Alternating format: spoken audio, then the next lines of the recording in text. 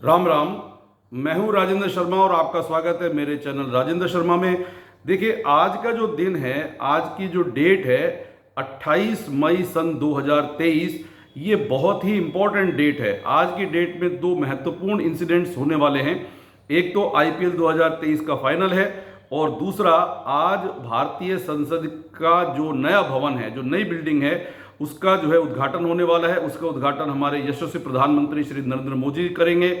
तो मोदी जी का हाथ से जो उद्घाटन होगा, उस संसद के नए भवन की बहुत सारी खास बातें हैं। इतने सारे वीडियोस में, इतने सारे न्यूज़ चैनल्स पर आपने बहुत कुछ इसमें देखा होगा, बहुत कुछ सुना होगा। देखिए, भारतीय जो लोकतंत्र है वो विश्व का सबसे बड़ा लोकतंत्र और सबसे प्रतिष्ठित लोकतंत्र है। भारतीय संसद भारतीय राजनीति का मंदिर है और ये बहुत ही पवित्र जगह है जहां पर देश का कानून बनाया जाता है और उस कानून के अंतर्गत सभी लोगों को उसकी पालना करनी होती है।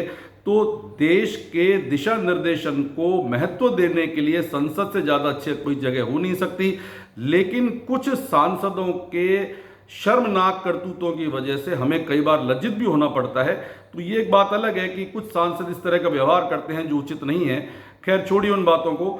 जो संसद भवन नया इस समय बना है और जो देश को समर्पित होने जा रहा है, वो अपने आप में बहुत ही अनूठा है, बहुत ही अलग है और बहुत सारी विशेषताओं को रखने वाला है। लेकिन इसमें जो एक बात है, जो सबसे ज़्यादा प्रतिष्ठित बात इस समय आ रही है, वो है सेंगोल को लेकर के।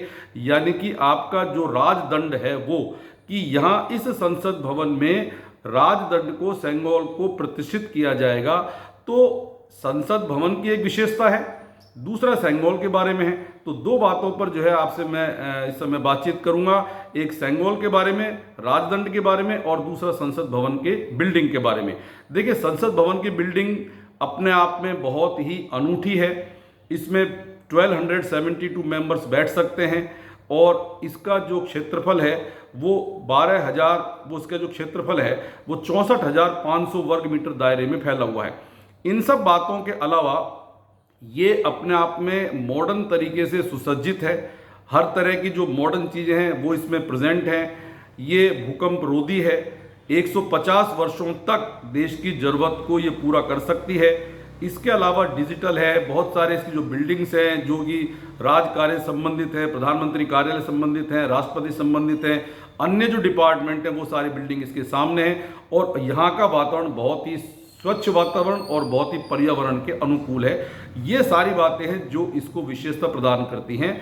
लेकिन जो इस समय सबसे चर्चित बात है वो ये है कि इस संसद भवन का इस समय क्यों लोकार्पण किया जा रहा है। देखिए, जो वर्तमान की संसद है हमारे पास, वो 100 साल पहले बनाई गई थी। तो 100 साल पहले जो चीज़ बनाई गई थी आज की डेट में वो रिलेवेंट नहीं है, उसका जो है रिनोवेशन नहीं हो सकता, उसमें जगह सीमित है। तो इन सब बातों को देख करके राजनीतिक निर्णय लिया गया और इस संसद भवन के नए भवन का उद्घाटन हो रहा है। हालांकि ये बहुत ही दुख की बात है कि बहुत सारे राजनीतिक दल अपने राजनीतिक स्वार्थों की वजह से इसका बहिष्कार कर रहे हैं, जबकि जो बात गलत है। राजनीतिक बहिष्कार अलग अलग बात है और संसद भवन के जो उद्घाटन समारोह था उसमें शामिल होना जरूरी है। तो ये जो उनकी हरकत है वो ठीक है, राजनीतिक तरीके से हो सकता है, उनका अपना निर्णय हो, लेकिन मेरे हिसाब से तो ये निर्णय उचित नहीं है। क्योंकि जो संसद भवन है वो केवल प्रधानमंत्री का नहीं है।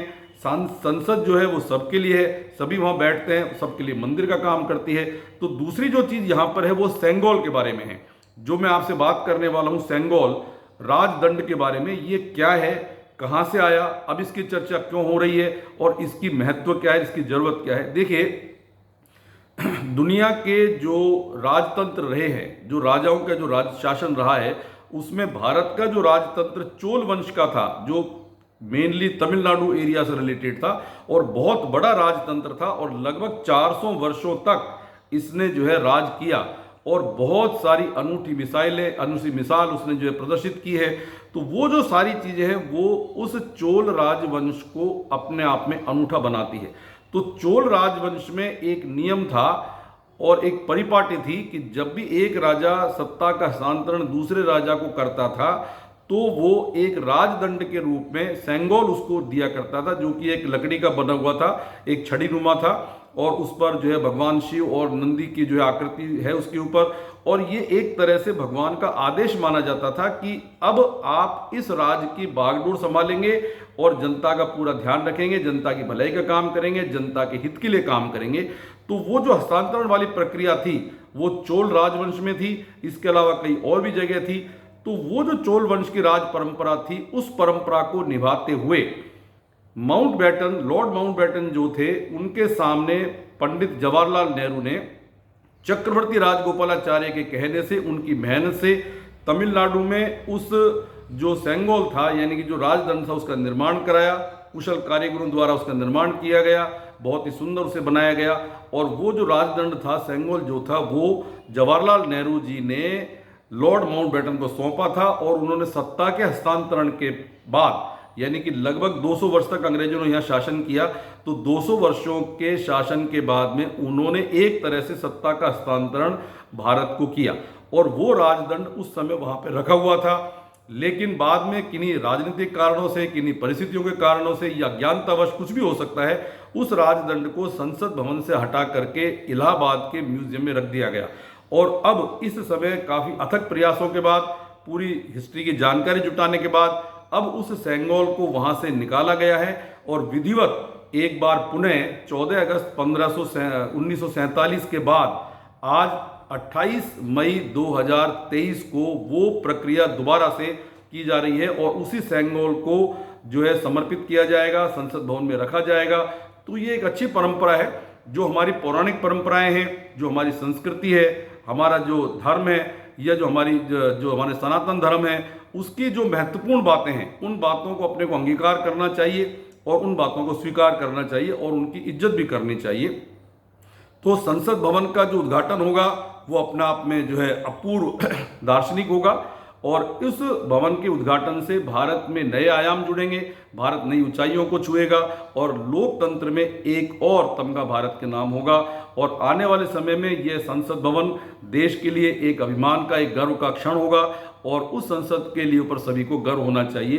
तो इस तरह की जो प्रक्रिया है वो आज होगी। तो आज का दिन बहुत ही ऐतिहासिक दिन है और हम उस दिन की, उस क्षण की जो है हम जो इच्छा करते हैं और उस क्षण की हम जो है एक तरह से इंतजार कर रहे हैं कि वो क्षण कब आए और संसद भवन देश को समर्पित किया जाए। Thank you. अगर आपने चैनल को सब्सक्राइब नहीं किया है तो प्लीज़ आप चैनल को सब्सक्राइब करिए और कोई सजेशंस हो तो कमेंट बॉक्स में दीजिए। Thank you.